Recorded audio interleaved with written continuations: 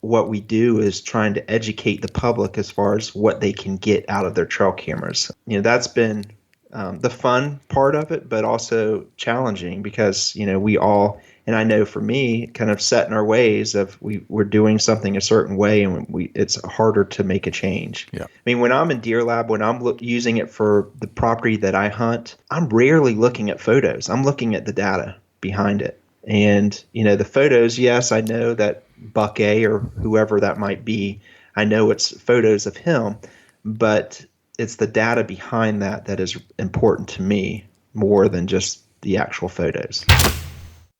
Big Buck Registry's Deer Hunting Podcast, episode number 263. Jon Livingston, Deer Lab, Hunt Tech Part 3. Support for the Big Buck Registry and the Deer Hunt Podcast comes from Rackology. Everything you need in one bag. Now available at Rural King and Orslyn Farm and Home storefronts or online at www.rackology.org. Hunters Blend Coffee, defending hunting one cup at a time. Finally, there's a coffee that helps rather than hurts your freedom to hunt. Use the code BBR to receive 10% off your next Hunters Blend order. Polar Works Coolers and the Chill Zone, specializing in the most durable, reliable thermal cups and coolers. Keep your drinks hot or cold in any element. Covert Scouting Cameras, remote cameras for hunting, wildlife, and security. Morris's Sporting Goods, a full line of sporting goods without the sales tax. And Big Buck merch. You can get cool, high-quality Big Buck t-shirts, long-sleeve t-shirts, and hoodies. And show support for this podcast by visiting www.bigbuckregistry.com/MERCH.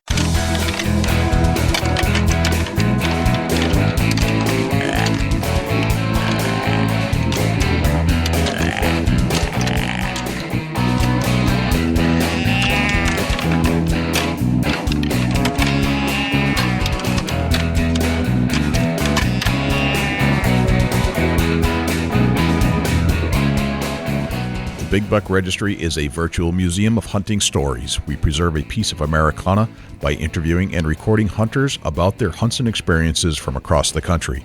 And who knows, maybe we'll learn a thing or two along the way that'll help us take our hunt to the next level. Hi, this is Barry Winslow from Brothers of the Bow and Trophy Whitetail Boot Camps. I'm not really sure what a podcast is, but you're about to push play on what is now my favorite podcast, Big Buck Registry's Deer Hunting Podcast. Hi, this is Dan Infold from HuntingBeast.com. You're about to listen to one of my favorite podcasts, Big Buck Registry's Deer Hunting Podcast. Hey, this is Matt Ross from QDMA, and you're listening to one of my favorite podcasts on the internet, the Big Buck Registry's Deer Hunting Podcast. Hello, ladies and gentlemen, and fellow predators. My name is Jay, and thank you for tuning in to the Big Buck Registry's Deer Hunting Podcast. For Dusty Phillips and Jim Keller and the entire staff here at the Big Buck Registry, welcome to this week's show. There are a couple things I'd like you to do for us if you could. If you would, please check us out on iTunes, subscribe, and leave us a review. With your help, we're going to try and push this show up the iTunes charts. I know we have a lot of listeners out there, and I need you to take some action. I need you to leave a review and subscribe to the show. If you do subscribe, that'll give you access and notification each and every week that a new show is released. You can also access this show in its entirety on YouTube, Stitcher, TuneIn Radio, iHeartRadio, Spotify, Google Play, and as an Amazon Alexa skill. Go to Alexa and say, Alexa, enable Big Buck Registry. It's all right there for you to access on demand at your fingertips. Regarding the harness program, we have an ample supply of harnesses to give away from our volunteer donors. If you're in need of a full-body harness, please send an email to j@bigbuckregistry.com. On the last episode of Big Buck Registry's Deer Hunt Podcast, we explored the world of Tacticam as part of our quest to explore different hunting technologies. On this show, we explore the world of data, specifically data related to your game camera pics, with help from Jon Livingston of Deer Lab. And stay tuned next week as we explore the world of mapping with Zach Sandow from Onyx Hunt Maps. By now in your hunting career, you've probably used a game camera or two. As hunters, we use game cameras to scout and gather information about deer movement. Game camera pics can be deceiving, though, for multiple reasons. For example, there could be a huntable buck in the area that just won't come to the camera. Or perhaps we get a picture of a buck, but the reason we think he's in the area might be relative to something completely different than what we thought. Scientifically, these examples could be considered false negatives and false positives. Using a multiple camera system and gathering data points connected to weather might be a better approach to determining when to hunt. However, keeping track of data when using more than a couple cameras can be daunting, and without keeping statistics correctly, the degree of error goes up when determining the true pattern. That's where Deer Lab comes into play. Deer Lab takes the game camera picture information through photo recognition and timestamps and marries that content to external weather data to help you determine statistically the best time to hunt a target. Deer Lab can efficiently determine what's in the picture and then couples the timestamp to weather points like wind speed, sunrise, sunset, barometric pressure, visibility, humidity, and moon data. In this episode of Hunt Tech Part 3, we dive deep with JON LIVINGSTON of Deer Lab to figure out how Deer Lab can help uncover all the data and information that a game cam pic holds, well beyond just an image of your target buck. We'll get to our entire interview with JON LIVINGSTON of Deer Lab in just one moment, but before we do, let's hear from our friends at Rackology and Polarworks Coolers, and then Jim Keller with the Deer News. I still can't believe that's all you're taking. I got everything I need all in one bag. Rackology Deer Supplement and Attractant, developed through years of intense scientific research, comes a product that puts it all in one bag. Superior attractant, scientifically formulated vitamins and minerals, and all at a much better price. To get yours today, please check out rackology.org for a list of dealers. Rackology, how can you afford not to use it? Everything deer need, all in one bag. I always wanted one of those high-end coolers because of the quality that I had heard of, but I couldn't justify the price. Then I found Polarworks. Finally, I found a company that understands quality and affordability. The Polarworks lineup is extensive and is filled with Polar cups, Polar tubs, and Polar soft coolers. So check out Polarworks.com when you're considering your next high-quality cooler without breaking the bank. That's www.polarwerkz.com. For the Big Buck Registry, this is Jim Keller with the Deer News. Our first story this week, grizzly bear attacks hunter in mountains north of Yellowstone. This story is from the Fox News website and was reported by Amy Liu. A grizzly bear sunk her teeth into an elk hunter's arm and clawed his eye on Saturday after he surprised the sow and her cub north of Yellowstone National Park, according to the victim. Bob Lagassa, 57, and his hunting buddy were walking towards some elk in Livingston when he heard a cub growl. Shortly after, the cub's mother ran full speed in his direction. He told the Coeur d'Alene Press that the bear weighed about 500 pounds. He said he braced himself for impact like a football player. The bear attempted to hug him and latched onto his arm. His buddy sprayed at the bear with bear spray and inadvertently hit Lagassa twice. The bear eventually relented. The bear's response was normal for a sow with a cub encountering a human at close range, Montana Fish, Wildlife, and Parks officials said in a statement on Monday. Lagassa asked that the bear not be put down. Lagassa said the experience won't put him off hunting, a hobby since he was a teenager, but he said he will be more cautious in the future. Lagassa posted an update on his condition on Facebook. All in all, I'm in good shape. My arm is screwed up a little and sore, and the vision is good. I will be fine, he said in his post. CWD hits Michigan's UP for the first time. This story is from the OutdoorNews.com website. A 4-year-old doe killed on a deer damage shooting permit in Dickinson County, Waseda Township, has tested positive for chronic wasting disease, marking the first confirmation of the incurable deer disease within Michigan's Upper Peninsula. The finding was verified by Michigan State University's Veterinary Diagnostic Laboratory in East Lansing and the U.S. Department of Agriculture's National Veterinary Services Laboratory in Ames, Iowa. The deer was shot on an agricultural farm about 4 miles from the Michigan-Wisconsin border. The DNR has tested hundreds of deer from the Upper Peninsula counties bordering Wisconsin. This year alone, as of October 11, a total of 625 deer management permit, roadkill, and hunter-killed deer have been tested in Dickinson, Gogebic, Menominee, and Iron counties.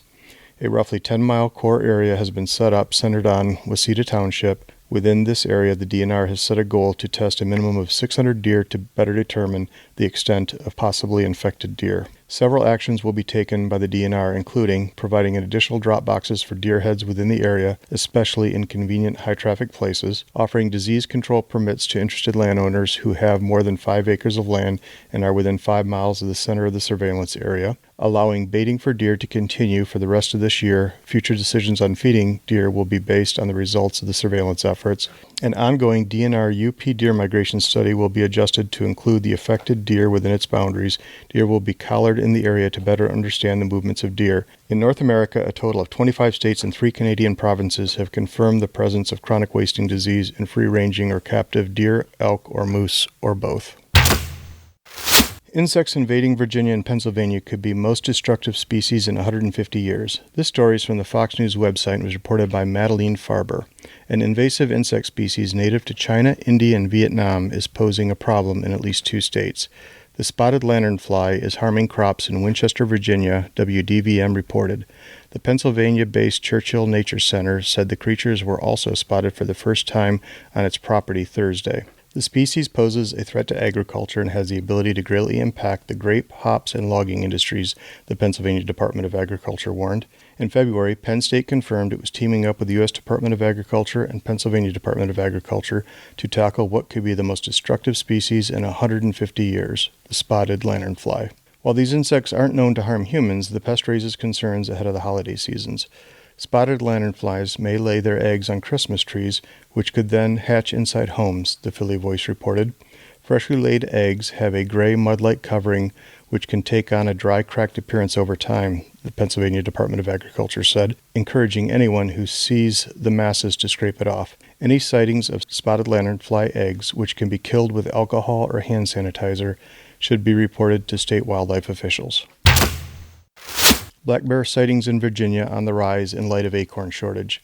This story is from the Fox News website and was reported by Madeline Farber. If you live in Virginia and have spotted a black bear as of late, an acorn shortage this fall may be to blame, wildlife experts say. The shortage has forced the local bear population into more populated areas as they search for different types of food, Sabrina Garvin, executive director of Southwest Virginia Wildlife Center of Roanoke, told Fox News on Tuesday. It's not currently clear what has caused the acorn shortage. To prevent unwanted black bear visitors, wildlife officials suggest locking up common food sources for bears such as trash cans and bird feeders. The sightings will likely decline when the bears begin to hibernate. That concludes this week's edition of the Big Buck Registry's Deer News. Special thanks to Daniel Applebaum for leads on some of the stories this week. For links to the stories featured this week, please check our show notes at www.bigbuckregistry.com. If you have any ideas for future topics or have questions about any of these topics, please email me at jim@bigbuckregistry.com. For the Big Buck Registry, this is Jim Keller with the Deer News. Well, thanks to Jim Keller for the Deer News. Without further ado, here is Jon Livingston from Deer Lab. Jon Livingston, welcome to the Big Buck Registry's Deer Hunting Podcast. How are you, my friend? I'm doing great. Thanks for having me on. We're excited to talk to you. This is part of that series we're doing on hunting tech, and Deer Lab falls right into that exact category. You guys have been around for a while. You've established some, as we just talked about, some street credit. And I think it's time to explore more in depth what your company is doing to assist deer hunters. Because as far as it's come, I think it's now becoming more or less mainstream, but there's still many people that have not adopted it. So I thought we'd take a closer look. Jon, tell us about yourself. Where are you from? How are you connected to Deer Lab? Sure. Well, I'm from Jacksonville, Florida, and so I'm in an area that doesn't have great deer compared to most of your guests. But yeah, I've lived here, have 3 kids, and been working with Deer Lab for the last 5 years. It's been a fun ride. Gotcha. Let's talk about the inception of Deer Lab. When was Deer Lab established and why? Sure. Deer Lab, we started Deer Lab a little over 5 years ago. And really the reasoning was I was running a bunch of cameras and trying to get more data out of the photos that I was receiving, and pretty much was doing everything in Excel. I would put, when I would see a particular buck, I'd put down the date, the time, I'd look at the weather charts online and start filling in information. It was just really, really tedious trying to get a grasp of how is this buck moving from one camera to the next, when is he showing up, and just trying to remember all the data from different bucks and just different times. And so I was doing all of that in Excel, and it was just a real pain. And I was like, there has to be an easier way to do this. And that's when the idea of Deer Lab came up. I initially started doing some searches online, and really the only thing that I saw out there was a software-based product by Reconyx. I think it's Buckview. And I couldn't even install it because I was running Macs, and that was PC-based only. So I was never even able to look at it. And it was also, I think, specifically for Reconyx cameras. And so as a web developer, I've been kind of in the web industry since 1995, which kind of dates myself. But I had another friend of mine who is a really good developer as well, and I presented the idea to him, and he loved it, and we kind of started that journey. And so for a good 7-8 months, I would say, we pretty much worked full-time. I was working full-time as a web developer, but also on the side with Deer Lab, and really was working some really late hours, 12, 14-hour days for a good over 6 months before we released the initial version of Deer Lab, which is very different than what it is today. Okay. I remember when I first had my a game camera, and I had bought some stuff online, and it didn't work very well, and it was still actually operated by the old film. It was film. It wasn't digital. Yeah. And then they're progressed into a flash drive, and today it's SD, and these days even some cell cam stuff going on. And I remember early on that you had to go through and sort your pictures. You had to go bring them down and then get them developed, and then come back. Then you had to do the old Excel file or database and try to figure it out yourself. And then I remember that Cuddyback had a very primitive type system where you could get some data, but it wasn't a lot. And then along came Covert. Covert is a sponsor of ours, obviously, and it seemed, I think, in every package that I've seen so far and any camera I've opened up, that Deer Lab was associated with some of the packaging, so that they're recommending you to, or Deer Lab as part of their package, to monitor some of the data that's coming up on the pictures that you would take as a hunter on a camera. Yeah. So when I opened up my last camera, I really need to dig deeper into this, and I looked at some of your other, I guess, quote unquote competitors.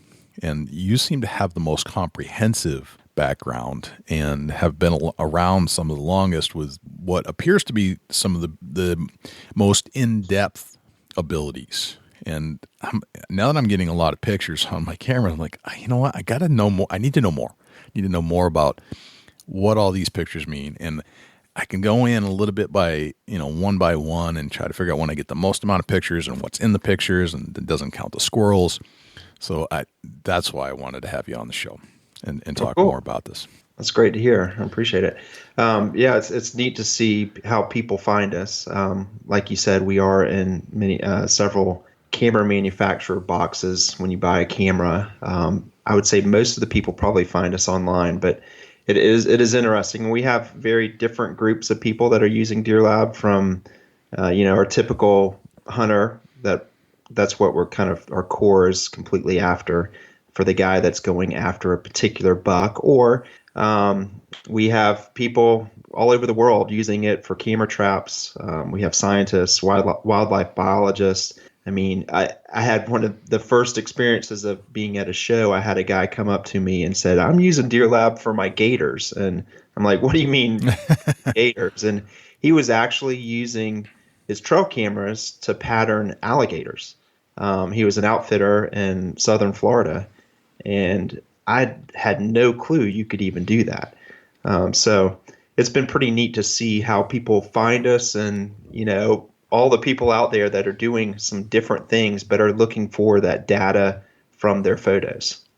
So give us an overview about what a company like, or a software, because you're a software engineer, what does the software do? Like, just an overview of how can this benefit a hunter in a nutshell? Sure. Well, there's a couple of different levels. You have the basic level of just managing all your photos. And that was one of the issues that I was having at the beginning, of just having a lot of cameras, a lot of photos, and just where do I put them all? How do I organize them? And So Deer Lab can kind of cover that, but our focus is kind of being able to bring out the data from those photos. And so we have an area in our app that basically gives profiles for individual bucks, or you can basically profile anything. You could profile a herd of animals. You could profile turkeys, or whatever you want to do. But our focus is really kind of going after that individual buck. And so that's the data piece of Deer Lab. There's a ton of data that we can get from your trail cameras, and really the only thing that we're using from your trail camera is the timestamp, the photo and the timestamp. Okay. And everything else is basically pulled in, that items that trail cameras can't capture. Trail cameras will capture, say, the moon phase and the temperature. I would say that not all trail cameras have great sensors within the cameras, and so the information that you receive from those cameras might be a little bit skewed. And so what we do is we take that timestamp, and really that's the only thing we use is the timestamp, and we go to you basically drop a pin on a satellite map, a Google map within Deer Lab, and that's how we get the GPS from that location of where the camera is. And we take the GPS location, we take your timestamp, and then we go out to your local weather station and pull in the weather for every single photo that you upload. And so when you upload a photo to Deer Lab, we are basically doing all of that behind the scenes as the photos are being uploaded into the system. So you get information such as wind speed and wind direction, and you'll get the moon phase and the temperature and barometric pressure, things like that will pull in that trail cameras really can't capture. Gotcha. Okay.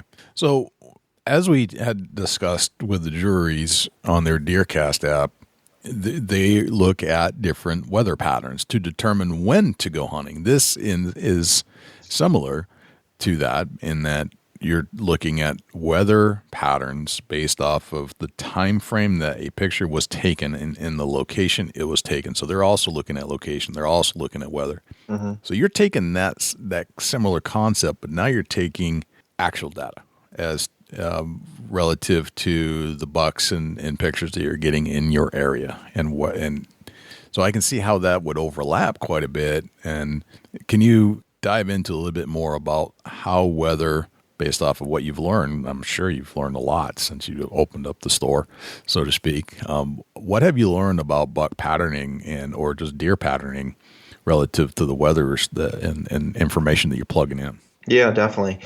So one thing I have learned is that every buck is unique. And while we kind of look at, there's a lot of things out there as far as a buck will move, during these times.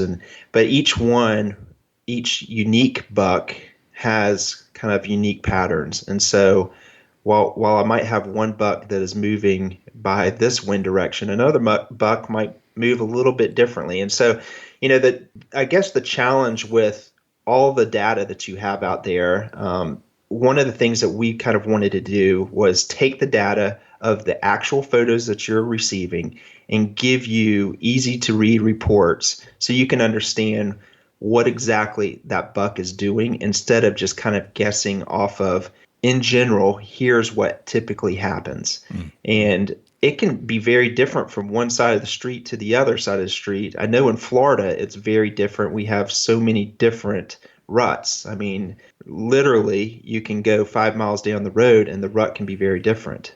And so we're focused on the actual data that you're bringing in from those photos, instead of kind of giving this is what we typically see. And every single buck that I've seen has a unique pattern. A lot of them can be very similar, but there will be some outliners that can move very differently as far as where they move.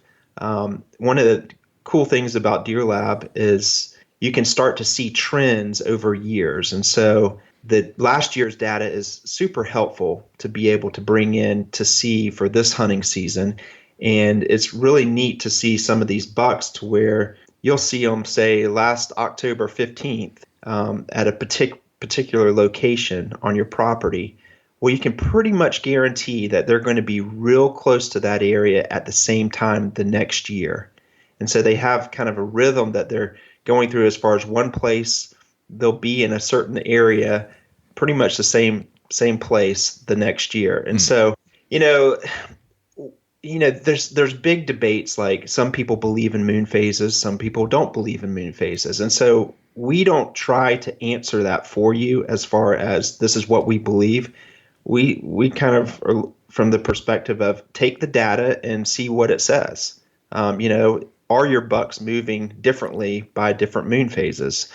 And you can start to see kind of an idea of what they are doing instead of kind of just going off of what one group might say compared to another group. So, we're not going to automatically tell you exactly where a deer is, but we're going to give you some good insight into giving you a better opportunity to be in the right place at the right time. We're doing our best with the data and just trying to give a good read for people to easily understand the data behind their photos instead of just looking at a photo and saying that's a nice buck. There's just a tremendous amount of data, and you can get bogged down in it as well. And so our focus is really trying to keep a top level. Here's an overview. Like, for instance, if you create a profile for an individual buck, we can tell you what time he's hitting your cameras, what cameras he's hitting the most, how he's moving by wind speed or wind direction. We tell you how he's moving. Does he move more in this moon phase compared to this other moon phase? So there's a lot of different things that we are giving to kind of give just a better idea as far as the deer in your area, the deer that you're hunting after. And we have a lot of guys that are using it for different properties in different states. And so one group, might have deer in Kansas, and those deer are doing something very different than, say, South Carolina or New York or, Illinois. And so it's just really focused in on your actual property and the data that you're getting from your trail cameras. Gotcha. And one thing I do want to point out is we are not using every single photo that you are uploading to Deer Lab. And so it makes us unique in the fact that, you have trail cameras that have different settings. You have trail cameras that have different, as far as the rate that they take photos. You also have your trail cameras in different locations. Say one's on a food plot and another one is maybe, on a trail. And so the cameras are taking photos at different rates on different settings. And so what we try to do is basically do a even playing field for all cameras, no matter what brand and no matter what setting and no matter what location. And so we are aggregating the data and looking at them as far as sightings. So all of our profiles are based off of 15-minute segments. So all of the photos, let's say Buck A is in the food plot and you get 30 photos of him within a 15-minute segment. Yep. We're going to count that as one sighting. Yep. And, he might hit that trail 3 or 4 times a week and you only have 3 or 4 photos of him. But we don't want that food plot camera to automatically skew the results because you have more photos in there. So we're looking at times, and that's one thing that you just can't do with Excel, or you can't do with just looking at photos by aggregating the data depending on the time and what locations they're at. I was just about to ask that because it seems that in certain spots, as you mentioned, a food plot, although that buck is there, it's going to be snapping a lot of photos because there's a lot of movement. But the question is that relative to your overall abilities to hunt that deer? And because you can only be in one place at one time, but you can't overcount the food plot pictures, right? Because that's going to skew your data in a sense. Right. Yeah, I mean, we get that question all the time because, some guys like to have, 3 or 4 image bursts, and they're wondering if it's skewing the results. And it's not. We're only basically counting that as one sighting. So they could have, you could have 200 photos of a buck at one food plot, in a 10-minute segment, depending on your camera setting, and then have 3 pictures on that trail. And we're going to say, hey, he's moving on this trail. He's more active over here than he is over on that food plot. Gotcha. So just looking at some of the screenshots, it looks like you take account for all the pictures from all the cameras, and then you can generalize when deer are moving on a percentage basis throughout the day in your area based off of your camera setup. Correct. Yeah. Yeah. And one of the, if you're looking at the website and kind of on our homepage, looking maybe at that profile of Roscoe P. Coltrane. Roscoe P. Coltrane. That's right. Yeah. You'll see in there that there's 156 sightings off of 466 photos. Yep. So we're basically basing those stats off of those 156 sightings. Okay. So the 156 sightings versus the 466 photos, what's the difference? Well, the sightings would be photos grouped together in a 15-minute segment. Okay. So, you're always going to typically have more photos than actual sightings. Okay. Gotcha. And what about the other pictures of the other critters besides deer? How does that get worked in? Yeah, so we have photo recognition within Deer Lab that will automatically tag animals, to manually tag anything. So I personally give multiple tags per photo depending on what that photo is. So Deer Lab will go in and it'll automatically mark photos as deer. And I'll go in and I'll go, okay, this is a 10 point, and I might give him a name. And so I'm creating multiple tags for that particular photo. Okay. And so when I go to create a profile, I'll select his name and it will look for all the photos that has his name, and it will aggregate all the data for that. And you can create a profile off of just say the general tag of deer, and it will look at all of the deer photos that you have, and it will tell you, what cameras have activity with them, the sightings by time of day for all those cameras. You can filter any of our profile reports. You can basically filter by camera and by time and date range. And so you can really get into the nitty gritty if you want to. So if you say, okay, what is this northeast food plot camera location? What is it doing, in daytime hours between these dates? And you'll get a good idea of the activity on those cameras from that filtered result. Gotcha. Okay. So you actually have photo recognition built into your system. We do. And it's general right now. We have a lot of exciting updates coming down the road for that. It's a smart system. I mean, we have millions and millions of photos in our system. And so we are looking at all of them, and we've had to train our system to look at what those objects are. Our photo recognition system right now, it is a machine learning system. So it gets smarter over time. And we are working on some pretty significant updates. But the thing about what it's doing is it's looking at the photo and it's looking for objects within the photo. And so it will see a tree, and we will automatically tag a tree. We'll automatically tag a deer. We'll automatically tag turkeys and bears and whatever it might be. And what we do is we go, okay, there's a ton of tags, a ton of objects out there in those photos that you're not going to be interested in. Right. And you're not, that's not our focus. And so what we do is we have a blacklist that automatically, if any of those tags are in that blacklist, we don't show it to you. But we also give you the ability to go in and customize the photo recognition for your needs. And so we have a tool to where you can just select all the tags that we have seen in your photos, and you can delete them, and they'll delete them from all of your photos. They won't delete your photos, but they'll delete the tags. And then any future uploads of photos to Deer Lab, we will automatically bypass those tags so you won't see them. And so the beauty of that is you can start to really focus in on saying, okay, I just want to see deer and turkeys and bears, and that's all I want to see. And you can upload your photos, and if deer and turkey and bears are in there, then we will automatically tag them. But if anything else is in there, we're not going to tag those photos. And so what you can do is go into the photo filter section and say, I want to delete all of those photos that have no tags to it. and it will delete all of your photos that are just, squirrels and blowing wind and bad photos. And so you don't have to deal with those photos. And then you'll just have your groups of photos of deer, bear, and turkey.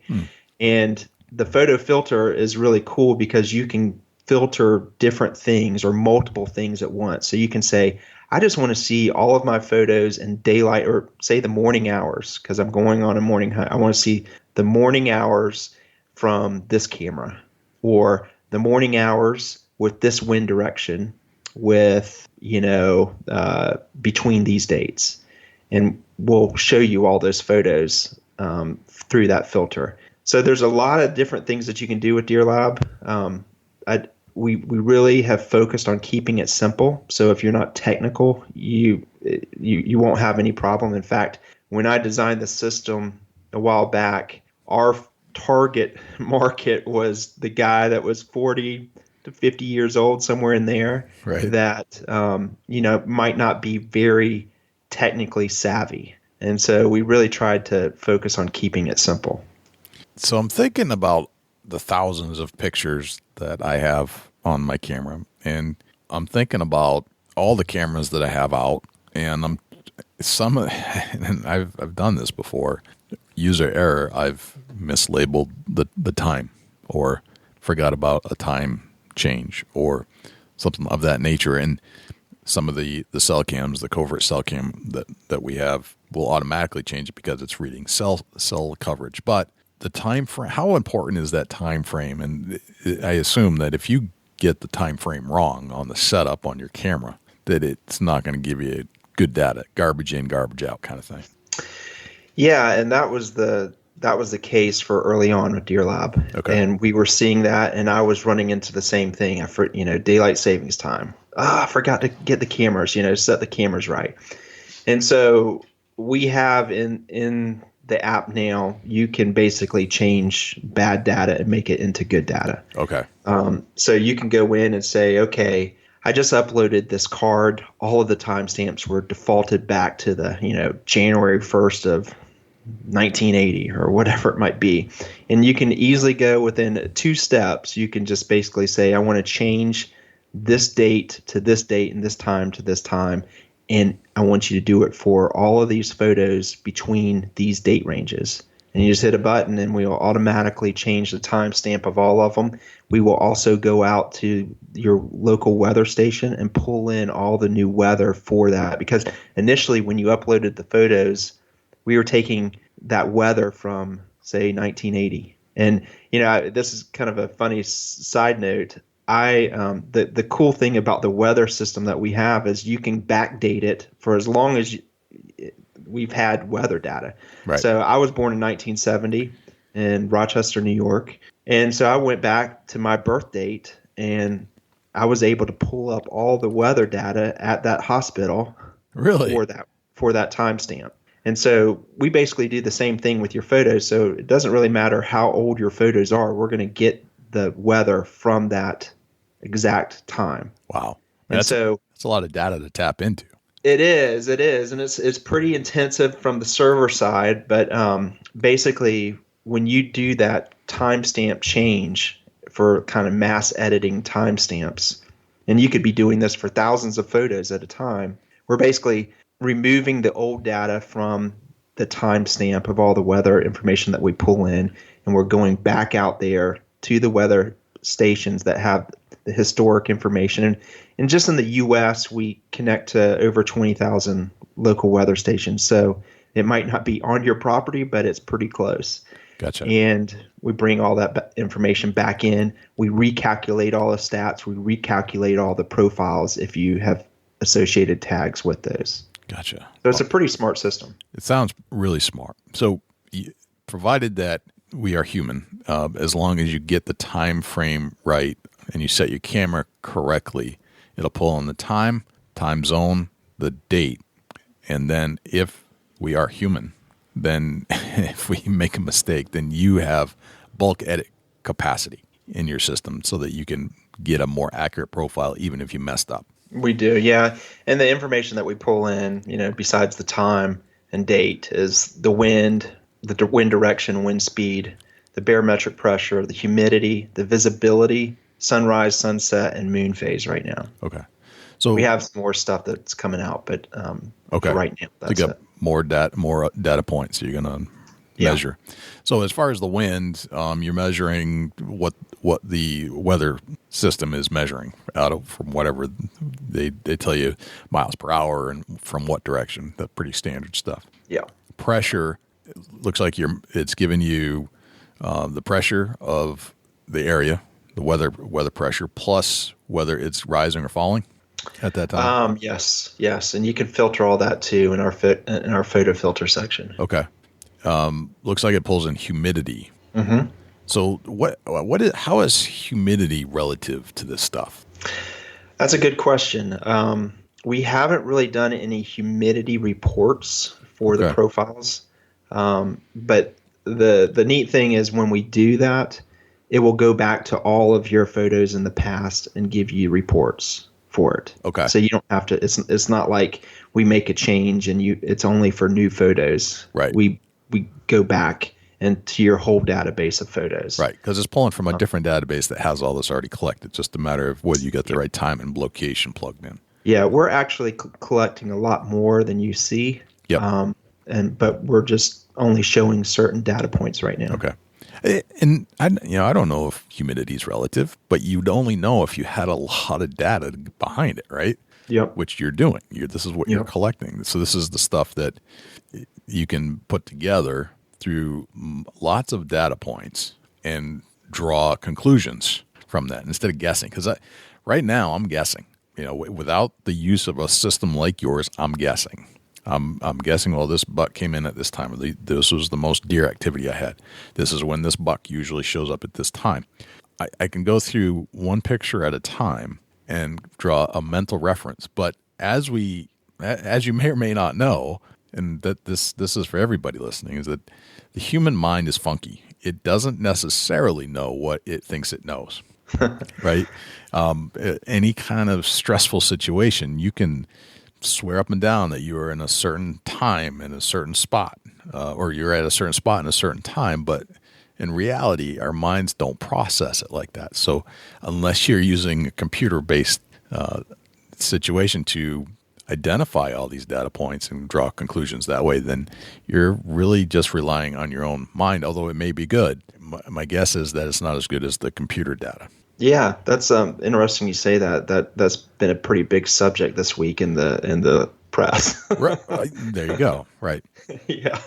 Right. It is kind of crazy, but there have been some studies to show that when under stress, the brain will create and fill in the blanks or create a whole other situation where you will swear up and down that you're in one place in one location during a significant event, but it turns out that you just filled in the blanks. You didn't actually, what was accurate was not what you said it was, but you don't know that you don't know that. Your brain has created this whole other system. Yeah, and when I was running 2 or 3 cameras initially, when I started getting cameras, I could keep up with it. But once I started getting over 4 or 5 and more cameras, it was just a big blur. And I was just like, okay, this is getting out of hand. And we have some customers that are running up to 200 cameras, and I just can't. I mean, one, I can't imagine running 200 cameras, but just the amount of data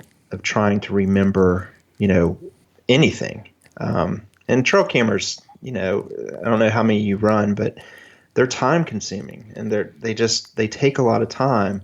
And unfortunately, most are just looking at photos and not really seeing the data behind them. And so that's our real goal is, part of it, we're a technology company and we're trying to get that data. But a lot of what we do is trying to educate the public as far as what they can get out of their trail cameras. And so, that's been the fun part of it, but also challenging because, we all, and I know for me, kind of set in our ways of we're doing something a certain way and it's harder to make a change. Yeah.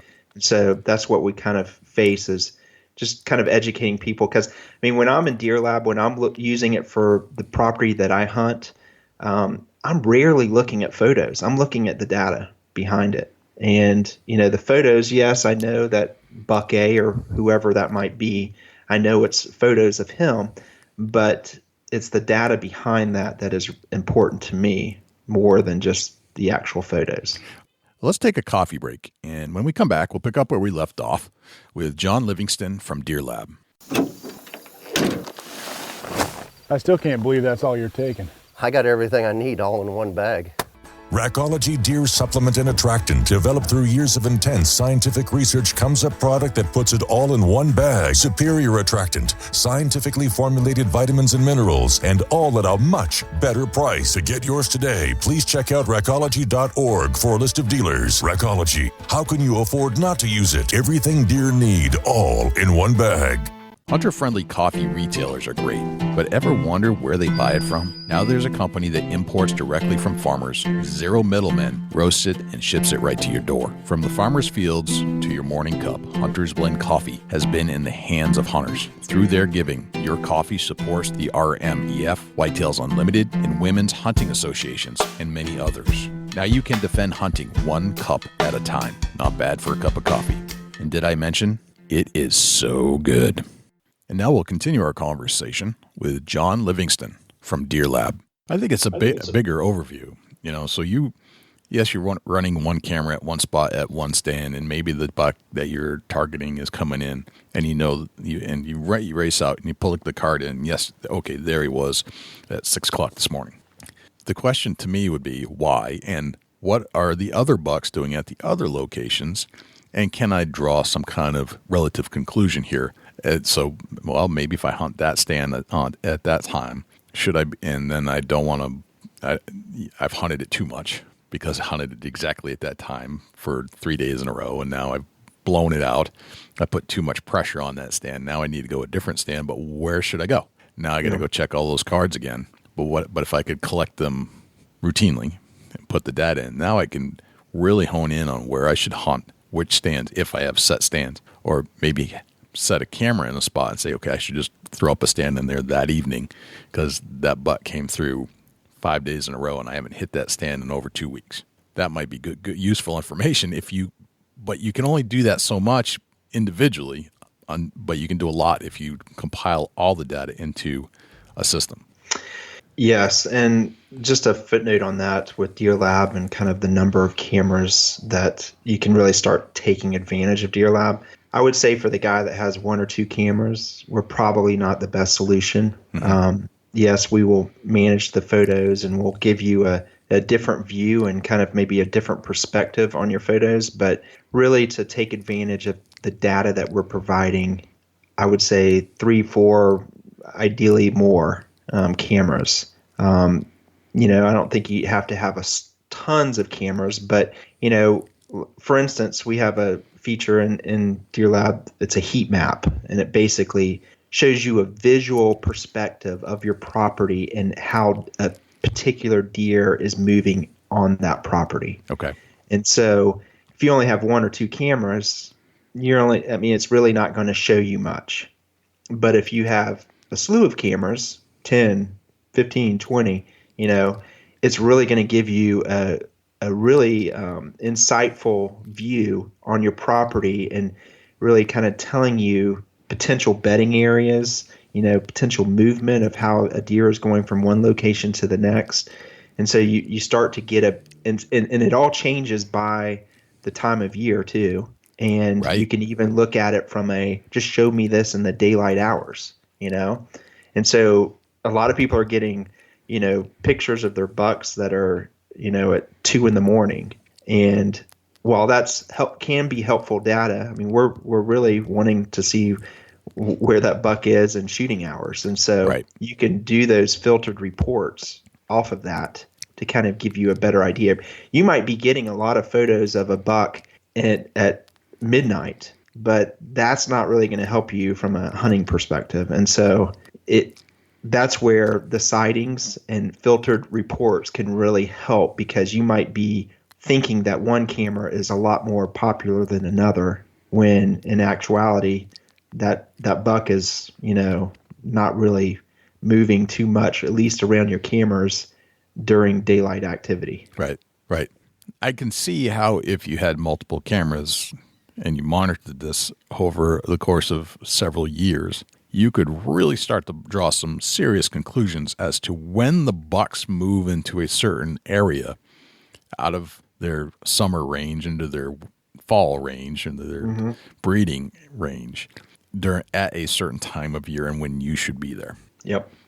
You definitely can. And that's, I tell customers to upload their old data first. Yeah. That's ideal. And so that gives you kind of a head start for the current hunting season. Getting data for this year is important, but you're also, if you really are looking for patterns, then it's definitely going to be helpful to bring in that older data. Yeah. Just going back to some of the other things that you're pulling in from the weather system, weather service, you're looking at visibility. How is that relative, and what does the visibility part mean?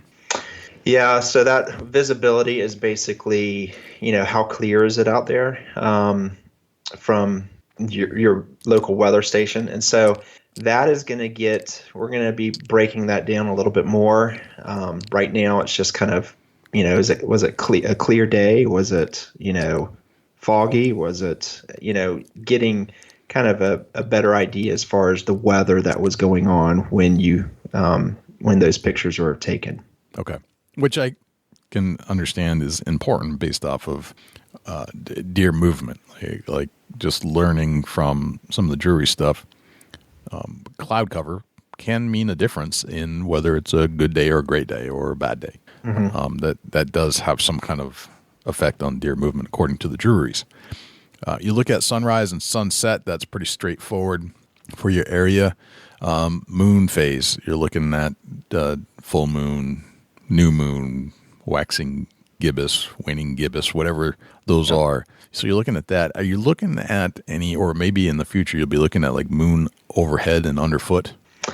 We don't have that right now, but that is definitely something that we can get into. Okay.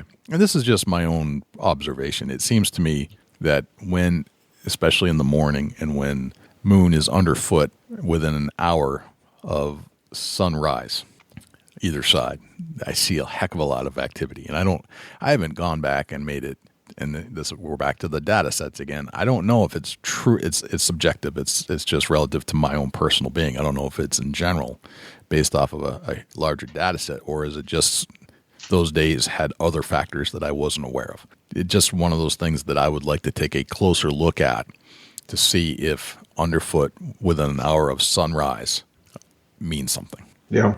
Yeah. All right. So manage it. You having multiple cameras, it sounds like this is a good fit. Having one or two cameras, not necessarily, but you can probably still draw some conclusions by the sounds of it. Yeah. Yeah. You can do multiple edits, mass edit.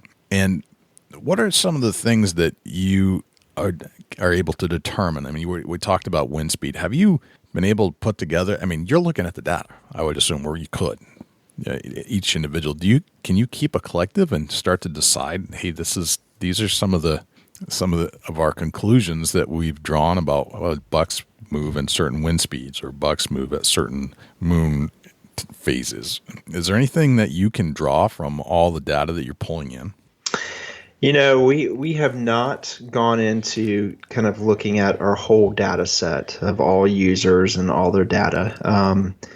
I have thought about that, of how that could be some really interesting information, especially for the number of photos that we have in the system. We try to be careful, as a hunter, I want my data to be private. And I think that's a question that several have of, is anybody looking at this data? They don't want to give up their spots, or their information. And I completely understand that. We don't go into customer accounts. It's basically, password protected. You create the password, username.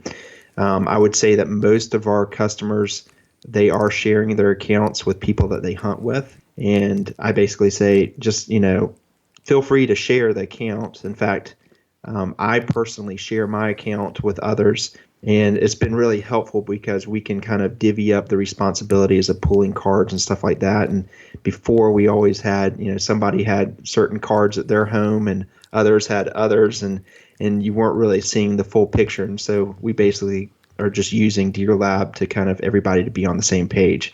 But I would say, don't give your account out to people that you don't trust. And obviously people wouldn't do that. But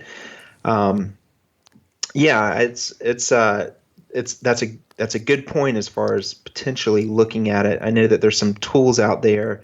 They'll say when the rut is, in certain areas and stuff like that. But from I'm a big fan of QDMA, and they do a lot of great reports on deer movement, and there's some various studies from universities that are doing that. And I think we could potentially help in that with the amount of data that we have. And really, we're kind of looking at it from all over the place. And we have data really around the world. We definitely have more customers in the U.S. than any other location. But it would be interesting to kind of try to draw some conclusions off of the data that's in there. Right. I think, you're in a perfect position to determine some of that stuff, and without really, not by violating any privacy, anything. You just got some general data. Boy, could you draw some conclusions, I think, to justify or bust some of the myths and thoughts that are out there about deer movement and that types of thing. Yeah, and I will say, like, going back to that individual buck, the thing that I have seen is that each one does have a unique I would say that it's very similar to humans. If you group all the humans together, we have certain tendencies that most humans do, but everyone has a unique personality. And I think that would fall in line with bucks as well. Right. And that's a good point. You can't just because you draw a general conclusion based off of the data, there's always one point that's outside the boundary, right? That you can't conclude for, and that might be the next world champ, Pope and Young or Boone and Crockett. You don't know. That one buck might be doing something completely different than the general group of what you're monitoring. And that one buck might be doing different things depending on his age too. Right. As far as how he moves as a younger buck compared to an older buck, his kind of core range, they would say. Right. So, that's one of the things I think that kind of separates us from a lot of the tools out there is we really try to focus on the sightings that you have seen, that data. And so exactly what's happening with from the photos that you're putting into the system, where a lot of other are more general, kind of this is typically what happens, but it's not really based on either the location or the actual deer that you're after. Yep. Okay. Gotcha. So let's talk about just the actual functionality. How do you do it? How do you get your photos into your system? Yeah. It's really easy. Basically, when you log in, and we'll walk you through all of these steps, but the first thing that you do is you create your property, and it's basically just looking at a Google map. You can put in your zip code or whatever, and it will kind of zoom into that area, and then you can kind of zoom in specifically to the property or the area that you are hunting. We don't go by property lines. It's more of just the general area of where your cameras are located. And once you create your property, we save that setting, and then you can start adding camera locations. And so let's say you have one camera location that's on the northeast food plot, and then you have another one that's maybe over in a wood hammock. You can name those camera locations, and after you have set your camera locations, then you can start uploading photos. And so you just take your SD card, put it in your computer, and then upload those photos. And it's as simple as dragging and dropping either that folder or the photos that you want over into that camera location. When that happens, those photos upload. We do a lot of things with it. We start the photo recognition, so it's looking at every photo as it uploads.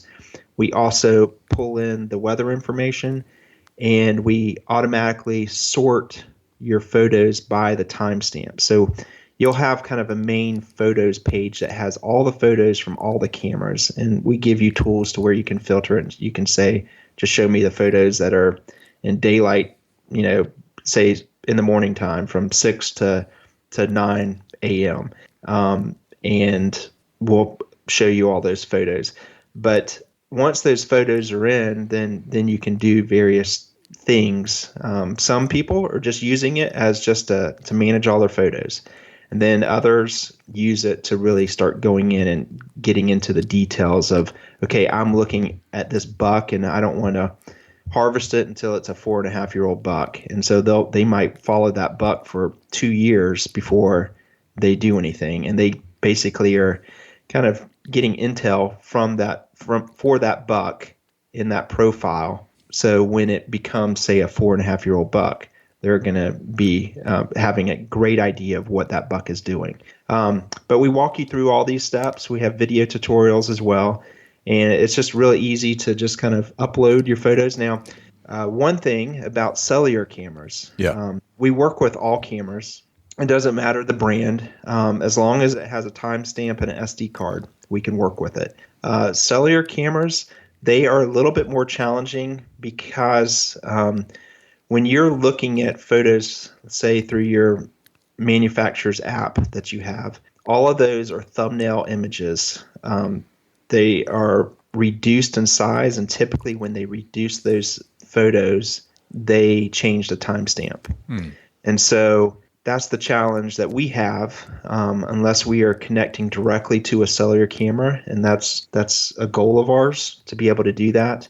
But we ask our customers to basically upload their original photos. One, you're going to get a lot nicer photo, especially if you're looking at it from a computer. You're going to be able to see a lot more detail, but you're also not going to have to do anything with the timestamps. Right. You can upload cellular photos and change the timestamps. You can do that, but you're not going to get the quality that you would get from an SD card. Right. Right. So and I know what you're saying because I have one of the cell cams, and they give you a abbreviated version of the quality of the image on your phone. And I haven't actually retrieved it because I'm just starting to use them. The SD card itself will have the higher quality image, and that's what you're looking for.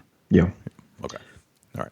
And really, yes, the nicer image is helpful, but the timestamp is, we're wanting it to be as easy as possible. And so dragging and dropping all those photos from the SD card, we're automatically going to pull in the right timestamp and the weather and all that. Right. You don't have to really get into the nitty gritty of going into individual photos and changing timestamps. Gotcha.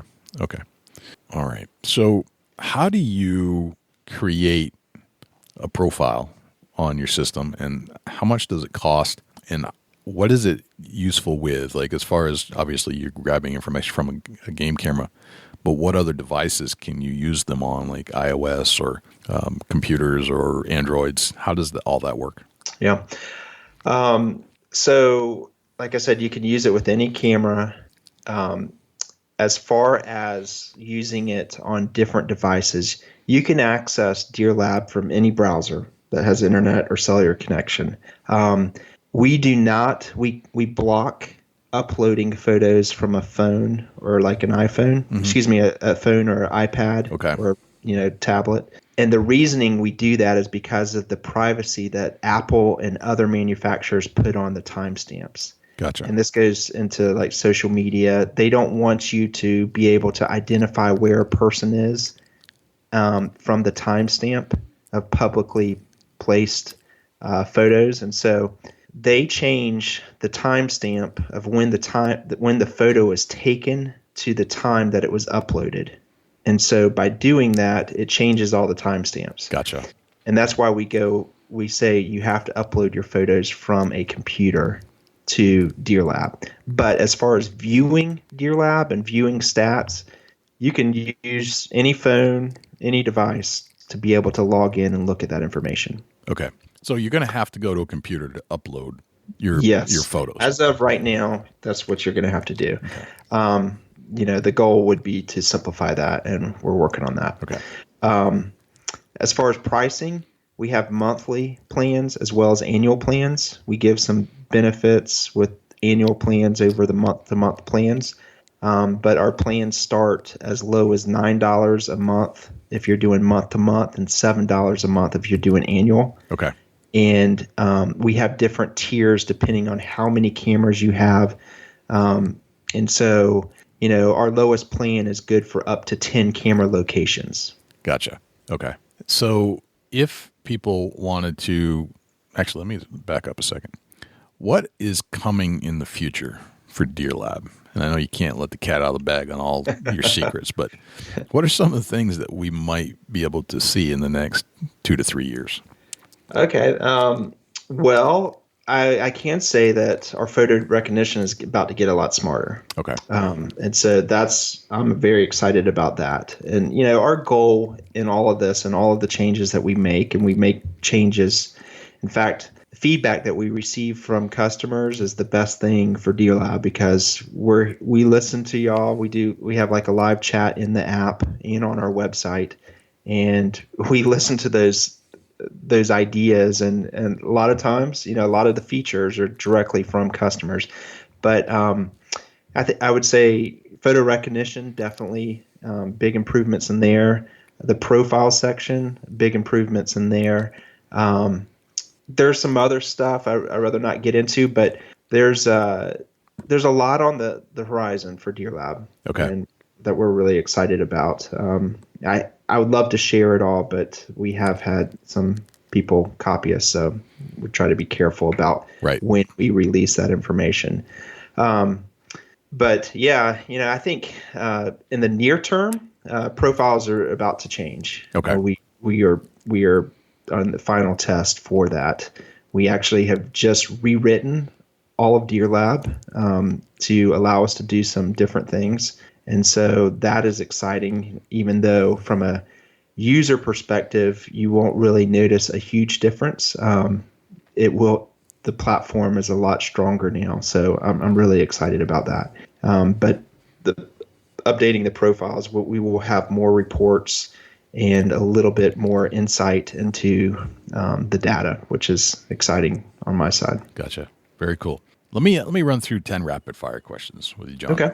And I can just, to me, it seems like you'd be literally, I can just envision you rewriting Deer Lab. Like you must just close the door and just go like the Facebook developers, just hammering on keyboards the whole time. I don't know if that's true or not, but that's what I envision when I think about a coder. Yeah, it's I have a partner, Ryan Wood. He's in Greenville, South Carolina.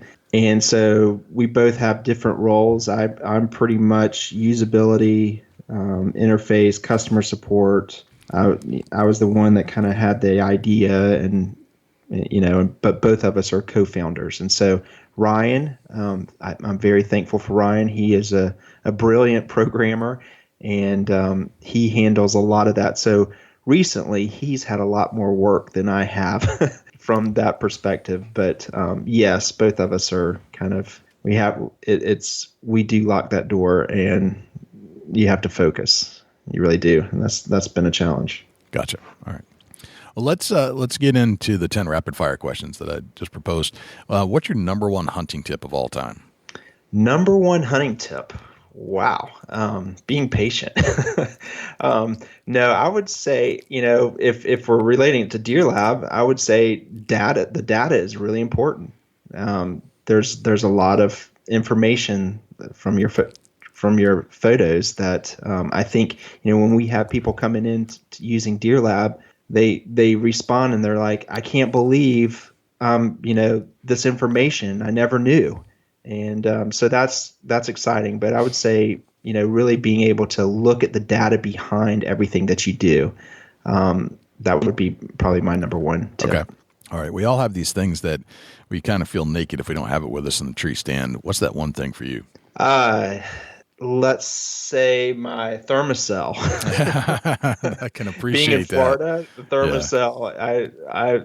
The last time I I was going into the woods and I had the thermocell on my belt, and I went through a thick patch and lost the thermocell without me knowing. I get up in my tree stand and I'm covered in mosquitoes. Yeah. And it's just really hard to hunt. I hunt in a swampy area, and it's just infested with mosquitoes the size of golf balls. So yeah, no, I can say that. Certainly relate to that. Hunting, Maryland early season, New Hampshire, although the mosquitoes get smaller in the early season in New Hampshire than they are in the spring. The thermocell is priceless. I mean, it's amazing the bubble it creates. And they're not a sponsor of us or anything like that, but man, you're absolutely correct. Yeah. What's your biggest pet peeve in life? Biggest pet peeve in life? That's an interesting question. I would say people that aren't honest. Okay. Yep. That's a big one. That's, I don't like dishonest people either. Just tell me the truth straight up. I don't care. Just tell me the truth. How old are you today, John? I just turned 48. 48. Hey, welcome to the club. We're right there with you. What would you tell the 24-year-old John Livingston, knowing what you know today? Do something that you love. At least try to. Maybe it's not your full-time job, but, having a passion, for me, I've had many passions, but hunting is definitely a passion, and Deer Lab came out of that passion. And so I would say if you can, do something that you love. I know there's a lot of people that are looking at, doing things that will make maybe more money or whatever, but in the end, money really doesn't bring happiness. And if you can do something that you love, life is a lot better.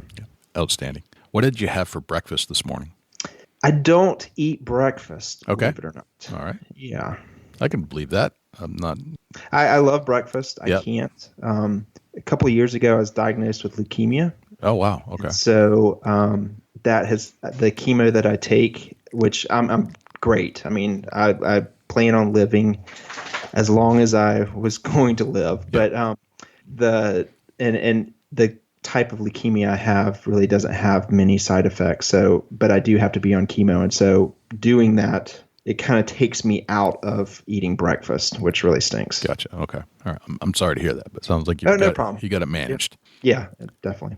You meet a stranger in a hotel convention, or not at a deer hunting convention somewhere in the world, and a stranger comes up to you and they ask you what you do for a living. What do you tell them?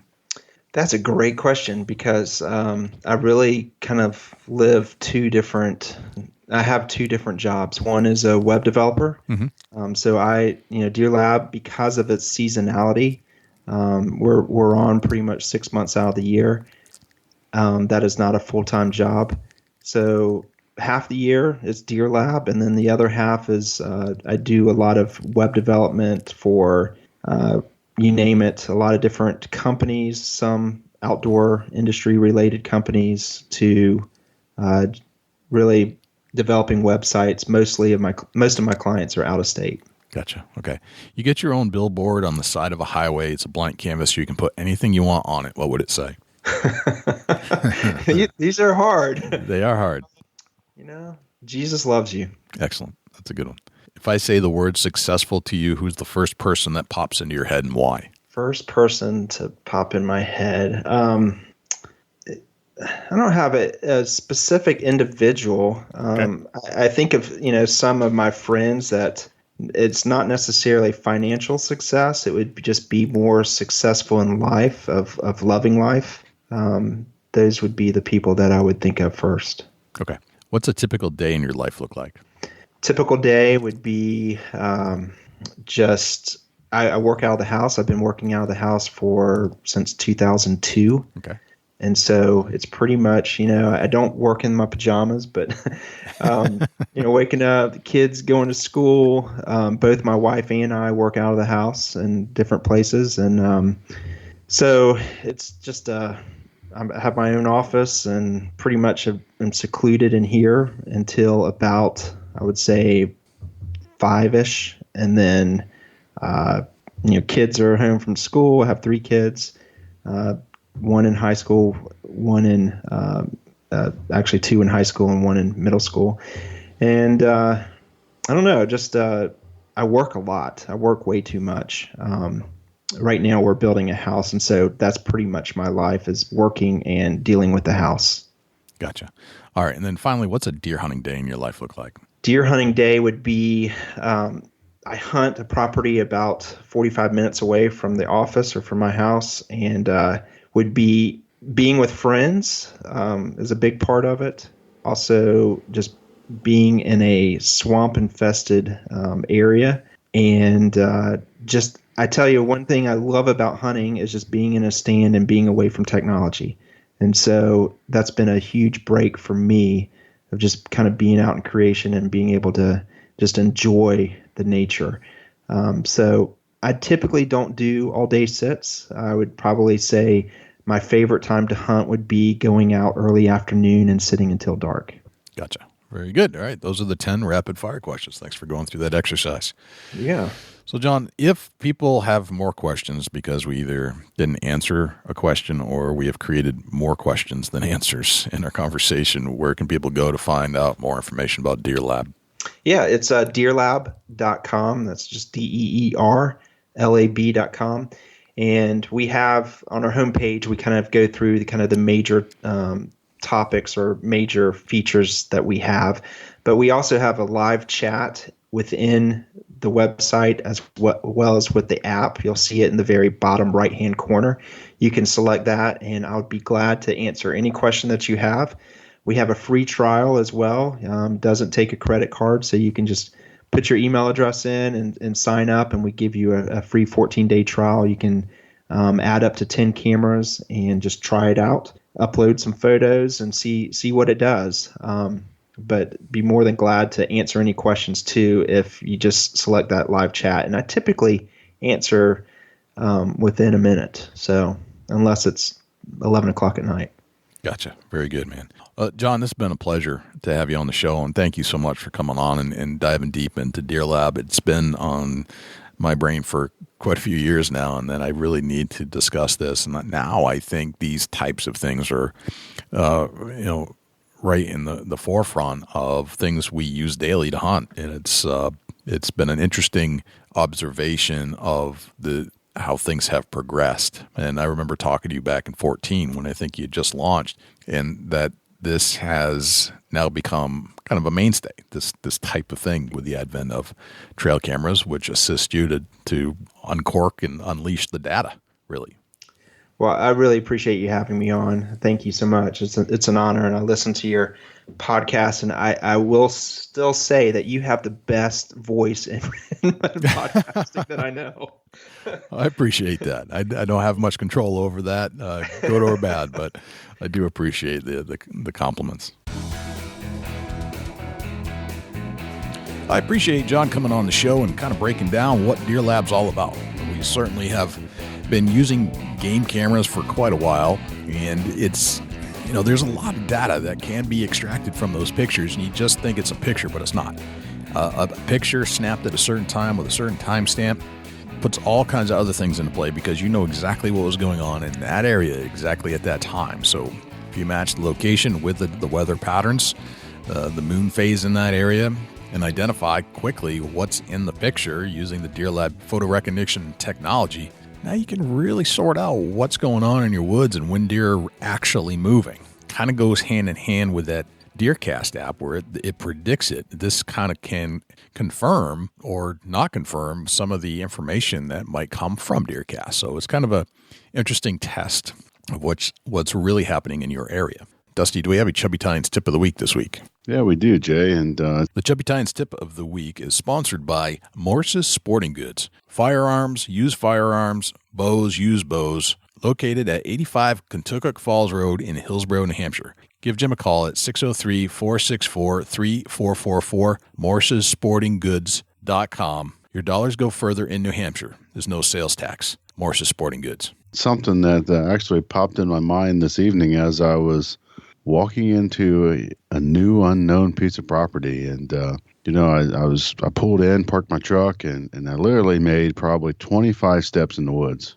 And next thing you know, I was blowing deer out. No kidding. And I said, "Oh man, this is good and bad. Real good that the deer are bedding there. Real bad for me wanting to hunt right in that spot." Right. Right. So, it comes down to when I went in there and blew them deer out that quick, that I know that I need to capitalize on that spot, but be extremely careful getting in and out of there. And literally, I'm 50 yards in the woods. I set up a ground blind, and I'm gonna hunt right adjacent to where I know they're bedding at. But I took a leaf blower with me, and I blew the leaves off the ground so that when I walk in and out of there, I'm quiet. I think there's enough cover between me and where they're bedding at to comfortably slide in there with the leaf blower, blowing the leaves out. I got a quiet trail to walk on. It's bare dirt. It's absolutely ironic that you say that, and here's why. I picked up a new leaf blower this year. I had one that was just a basic handheld unit, and I could never figure out why the leaves wouldn't pile up when I was actually blowing leaves around the way I see everybody else. Seemed like they'd zip through the yard, no problem. Well, I think it's because I didn't have the power that I needed, so I decided to go out and get one of those backpack blowers, and blows leaves around like nobody's business. So I got to thinking, like, you know what? It's awful crunchy on the way to my tree stand right now. Real crunchy. I'm taking this leaf blower out tomorrow at noon, and I'm going to blow all the way through to my tree stand just so I can get in and out of there quietly, because, man, no wonder the deer aren't coming in. They can hear me from a mile around. It's amazing. Yep. Absolutely great idea. Yeah, so take your leaf blower out there and blow your walking trail out and clean it up so that you're quiet leaving and coming and going. That's crazy that I did that, or will be doing that tomorrow, and I had the exact thought today. We are on the same page, my friend. Perfect. Dusty, where can we find you when you're not hanging out here in the studios with me?